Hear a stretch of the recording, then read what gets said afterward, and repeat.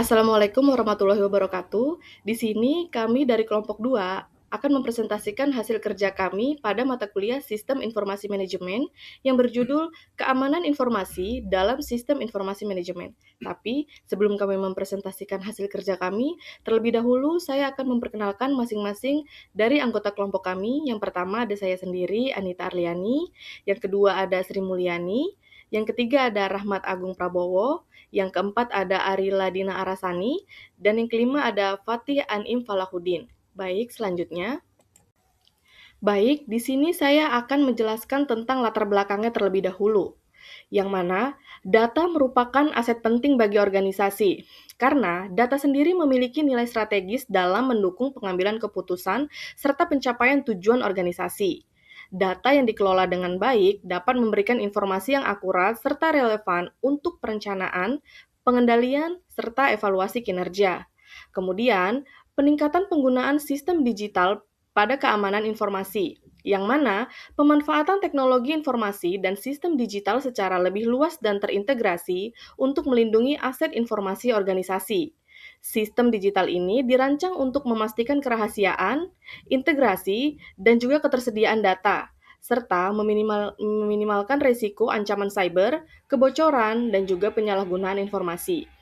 Kemudian, adanya risiko kebocoran dan penyalahgunaan data, yang mana potensi terjadinya akses, pengungkapan, serta pemanfaatan data organisasi oleh pihak yang tidak berwenang, yang mana dapat mengancam kerahasiaan, integritas, serta keamanan informasi yang dapat menimbulkan kerugian finansial, reputasi, dan juga operasional bagi kegiatan organisasi. Kemudian,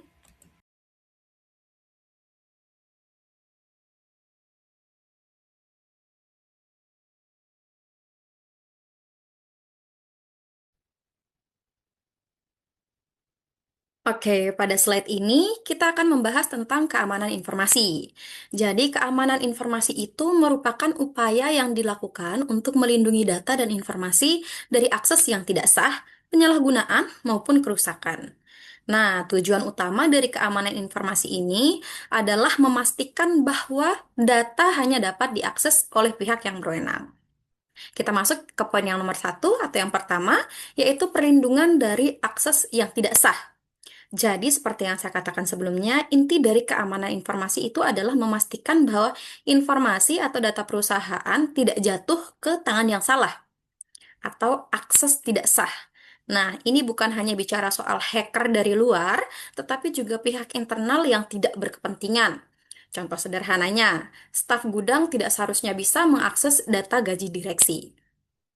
Yang kedua, ya ini konsep CIA triad atau confidentiality, integrity, dan availability.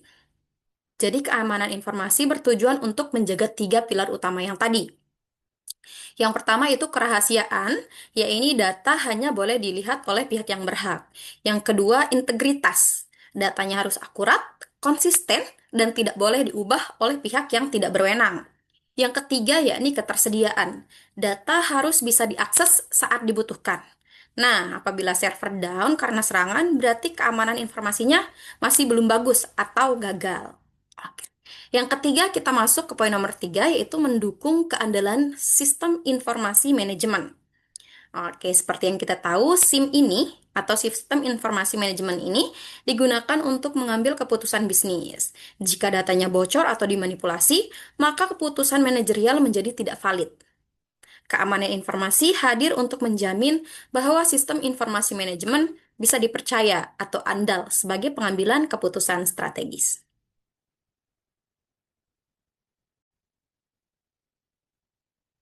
Oke, slide selanjutnya yakni kita akan membedah pilar pertama dari keamanan informasi seperti yang saya jelaskan di slide sebelumnya, yakni kerahasiaan atau confidentiality. Nah, bagaimana sih cara kita menjamin kerahasiaan tersebut? Ada beberapa hal yang harus kita perhatikan. Yang pertama yakni adanya pembatasan akses data, need to know basis. Jadi prinsip utamanya adalah hanya yang berkepentingan yang boleh tahu, atau hanya yang perlu tahu yang boleh tahu. Kita harus membatasi akses data secara fisik maupun digital. Misalnya, dokumen keuangan perusahaan yang sensitif tidak boleh diletakkan sembarangan di meja resepsionis, dan file digitalnya harus dienkripsi. Nah, yang kedua yakni pengaturan hak akses pengguna, user access rights, di dalam sistem. Jadi di dalam sistem tersebut kita menerapkan tingkatan hak akses. Jadi tidak semua pengguna adalah admin. Contoh sederhana, manajemen mungkin memiliki hak read and write. Jadi baca dan mengubah suatu file. Nah, staf biasa mungkin hanya read only. Ini meminimalisir risiko kebocoran data dari dalam. Yang ketiga yaitu autentikasi dan password. Nah, ini adalah garis pertahanan pertama. Sistem harus bisa memverifikasi apakah Anda benar-benar orang yang Anda akui, begitu. Jadi, autentikasi ini adalah proses verifikasi. Metode paling umum adalah kombinasi username dan password. Kemudian password yang kuat, misalnya dengan kombinasi huruf, angka, dan simbol, dan penggantian secara berkala, serta penggunaan MFA atau Multi-Factor Authenticator, yaitu konfirmasi ganda melalui HP dan email.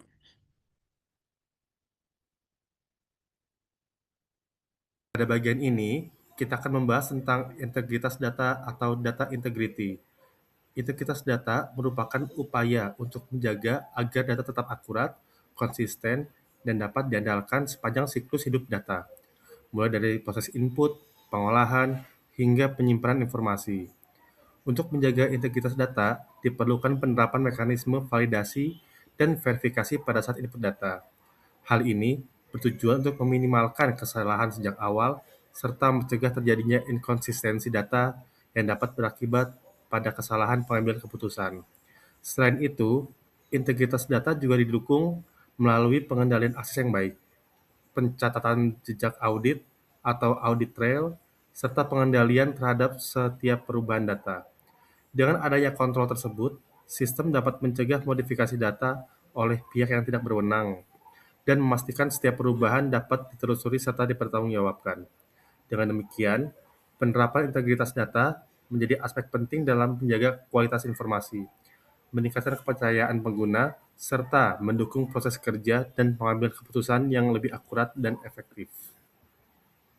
Selanjutnya, saya akan menjelaskan tentang keamanan dan ketersediaan sistem.